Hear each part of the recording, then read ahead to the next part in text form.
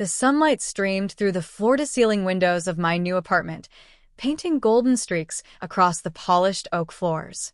I leaned against the countertop, the warmth of my coffee cup grounding me as I scrolled through my phone. A message notification blinked insistently. "Haley, we need to talk about your house. It's too small for James's family."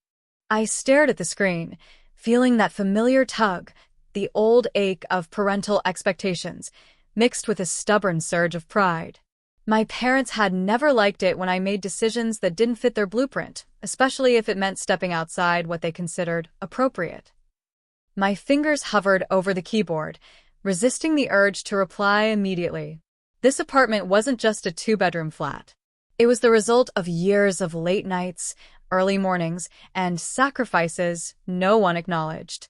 It was my proof that I could build a life on my own terms, even if it didn't match their vision. I smoothed my silk blouse, glanced out at the city skyline, and breathed in the quiet hum of my living room. The apartment was modest but elegant, functional, mine. And yet, the weight of my parents' words pressed against me, a reminder that some battles never really left you. I knew this conversation was coming. I just hadn't expected it to arrive like this. So sudden, so sharp. It was 5 years ago, and I remember standing in the sunlight of my parents' sprawling suburban home, heart pounding, hands twisting nervously in front of me. My father's eyebrows were drawn tight, and my mother's lips pressed into a thin line as they spoke in unison, the words sharp as winter wind. "Haley, your new house, it has to fit James's whole family. That's how we do things here. Family comes first." I felt the familiar lump in my throat, the sting of being dismissed before I'd even explained myself. I was 24, eager to carve out my own independence, and yet the weight of their expectation made me feel small, almost invisible. My voice quivered, betraying the fear I was trying to mask. I was thinking a smaller place might work better for me, just for me. I want something manageable, cozy, something I can truly call mine. Their expressions didn't soften. My father's sigh carried judgment, my mother's frown, disappointment. It was as though my desire to live on my own terms was a personal failure. I could feel the sweat on my palms, the tremble in my knees, the sharp sting behind my eyes as tears threatened to fall. It was then that my grandmother, who had always been my quiet anchor, placed a small, worn journal in my hands. "Haley," she said gently, "your life is yours. Write it the way you want. No one else's blueprint can build your happiness." The words sank in slowly, like sunlight filtering through fog. In that moment, I made a decision, one that would define me. I would not let family pressure dictate the shape of my life, the size of my home, or the way I claimed my independence. That two-bedroom apartment, modest by their standards, was already taking root in my mind as my sanctuary, a space where I could breathe, create, and grow on my own terms. I left that conversation with a mix of guilt and exhilaration. The guilt of disappointing them, the thrill of finally imagining a life built for me and me alone. It was the first step toward the life I would fight to make real. After making the decision to follow my own path, I threw myself into my work like never before. I found a modest two-bedroom apartment in a quiet part of the city, nothing extravagant, but everything I needed. The morning sunlight filtered through the sheer curtains, and I felt a tiny thrill each time I unlocked that door. This space was mine. Every corner bore my choices, my effort, my vision. I started small. Freelance projects, odd consultancies, late-night research. I watched tutorials until my eyes blurred, experimented with strategies, and learned the language of business and investment the hard way. Some nights, the apartment felt colder than it should have, and the loneliness pressed against me. I'd sit cross-legged on my couch, sipping lukewarm coffee, thinking, is this worth it? Will it ever pay off? Then I met Clara Hayes, a seasoned marketing consultant who saw something in me I didn't yet see in myself. She didn't just offer guidance, she offered belief. "You have the instincts, the grit, and the eye for detail," she said, reviewing my fledgling portfolio one rainy afternoon. "Stop underestimating yourself. Start small but think big." Her words ignited a fire. I began landing small clients, projects that paid just enough to cover rent and bills, but each victory was a step up. My confidence grew. By the end of the first year, I had secured my first major client, then another, and slowly, the scale tipped. I became disciplined. Early mornings, meticulous spreadsheets, nights lit by the glow of my laptop and the smell of takeout dinners. Even as success came knocking, I kept my family in the dark. My social media was curated carefully, posts about brunch, art, or quiet walks, never the financial milestones, never the client wins, never the hours of work that made each dollar meaningful. The thought of their judgment, their expectations, their subtle insistence on how my life should look, kept me guarded. But each time I returned to my apartment, I felt the satisfaction of my choices, the warmth of independence, the proof that I could succeed on my own terms. Every small win was a brick in the foundation of a life I had built for me. And every night, as I clasped my grandmother's locket for luck, I felt a quiet confidence settle in my chest. I was doing it my way, and I was thriving. The journey was hard, often lonely, but it was mine. And the thought of showing up for that inevitable family confrontation, when the moment came, kept me pushing forward, refining my skills, growing my portfolio, building not just a life, but a legacy of independence. The knock at my apartment door was soft but insistent. I straightened the throw pillows, smoothed my blouse, and took a deep breath.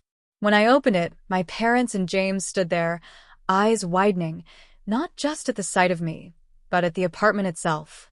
"Haley," my mother started, her voice tight. We thought it would be bigger. More space." I stepped aside with a calm smile. "Come in." As they entered, they began to take in the space, the warm light bouncing off the oak floors, the framed artwork I'd collected from local artists, the small but elegant dining table where I had celebrated my first independent dinner party. Everything in the apartment told a story of careful thought and personal touch. Not grandeur, not excess, just me.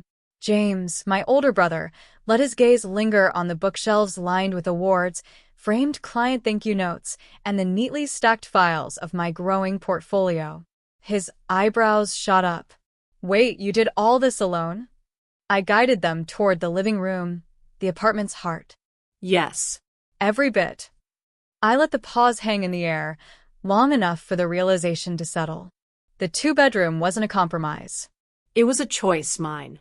And I wanted it to be perfect for me, not anyone else's expectations. My father's jaw tightened. He opened his mouth, closed it, and then finally asked, "Financially? How did you?" I smiled, letting a small, confident pause do the work. I worked hard, and I made decisions that aligned with my goals. Investments, freelance clients, consulting, I've built this life, step by step, independently. This isn't just an apartment. It's my career, my home, my independence, and my pride. And it's enough for me. My mother looked around again, her gaze lingering on the subtle elegance, the sense of life fully lived in every corner. There was a flicker of something, shock, admiration, perhaps even shame at having assumed they knew better. James shifted uncomfortably. "So, you didn't feel like you had to expand it for us?" I shook my head. "No." "You have your life. I have mine. And both of us can thrive without trying to live in each other's shadows. You've got the room you need elsewhere. I've got the life I built right here." They fell silent, absorbing the moment. The apartment wasn't huge. It wasn't luxurious. But it radiated something far more powerful: autonomy, resilience, and the quiet confidence of a woman who had claimed her life on her terms. I could see the weight lifting from my shoulders, the unspoken acknowledgement that nothing about me could be dictated anymore. Not the size of my home, not the pace of my life, not the measure of my success. For the first time, the power had shifted. And I didn't need to raise my voice to make it known. The room was quiet, the air thick with realization. I could feel the shift in energy, subtle but undeniable, the recognition that I was no longer a passive participant in my family's expectations. I took a deep breath and let my words carry both authority and care. "I want to help," I began, letting my parents and James's family meet my gaze. "But it will be on my terms." and it comes with conditions. My father blinked, caught off guard. My mother's lips pressed together, a mixture of curiosity and caution. I continued. First, boundaries are non-negotiable. This is my home, and I will not compromise the space I've created for you or for myself. Respect it and we can move forward. James shifted uneasily, the weight of his entitlement settling on him. I didn't waver. Second, James, you'll pay rent for any extended stay. It's not punishment, it's accountability. You need to learn independence, just like I did. A murmur ran through the room.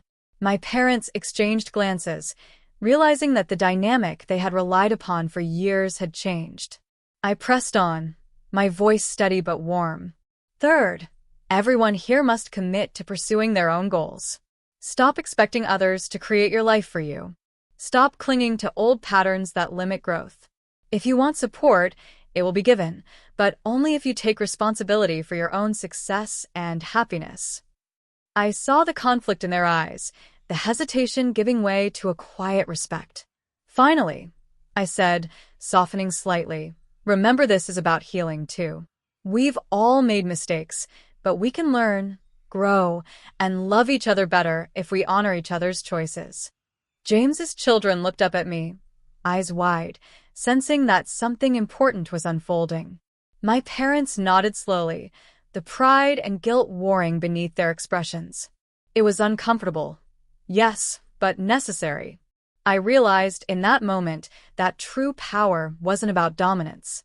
It was about clarity, boundaries, and letting people choose to rise rather than forcing them.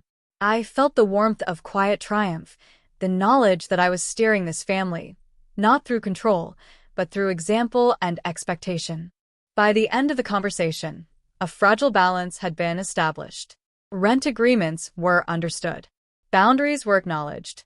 Goals were tentatively discussed. And in my heart, I knew the journey had just begun. Not for me, but for all of us. The apartment, my two-bedroom sanctuary, had become more than a home. It was a symbol, a statement that independence, respect, and self-determination were not negotiable. And I was finally free to offer love and support without sacrificing my own worth. Weeks passed, and the tension that had once weighed heavily on my shoulders began to ease. My parents, slowly but surely, were learning to respect the boundaries I had set. James started taking small steps toward independence, handling his responsibilities without leaning on me for constant support. The children grew comfortable in my home, understanding that it was a place of warmth and order, not a default playground for entitlement. I often caught myself smiling quietly when I walked into my apartment, noticing little details I had added that spoke of my journey. My grandmother's locket resting on the dresser, the gallery of framed achievements, the small garden thriving in the sunlight. Every corner reminded me of the woman I had become, strong, determined, and unapologetically herself. One afternoon, my mother lingered over tea, her voice soft. "You've built something beautiful here, Haley. I didn't realize how capable you were." I reached across the table, gently taking her hand. "It's not about proving anything to anyone, Mom. It's about living a life that feels true to me. And if we all learn to respect that, we can be closer than ever." Even James nodded quietly, a small but meaningful acknowledgement. My heart swelled, not with triumph over them, but with the quiet satisfaction of having guided them toward a healthier way of relating to me and to themselves. That night, as I placed my grandmother's locket back in its familiar spot, I whispered a quiet thank you for the wisdom it had carried through the years. It had been my anchor, my reminder that strength comes from within and that love doesn't demand surrender. I sat by the window, the city lights twinkling below, feeling a calm resolve settle over me. Life had tested me, tried to bend me to expectations that weren't mine, but I had stood my ground, and in doing so, I had created more than a home. I had created a life of intention, dignity, and freedom. And in that moment, I realized that true empowerment isn't loud or vengeful. It's quiet, it's steady, and it shines brightest when you've built it for yourself. I closed my eyes, smiling softly, knowing that every choice, every struggle, And every victory had led me here, to a home that fit me and a life I could finally call my own.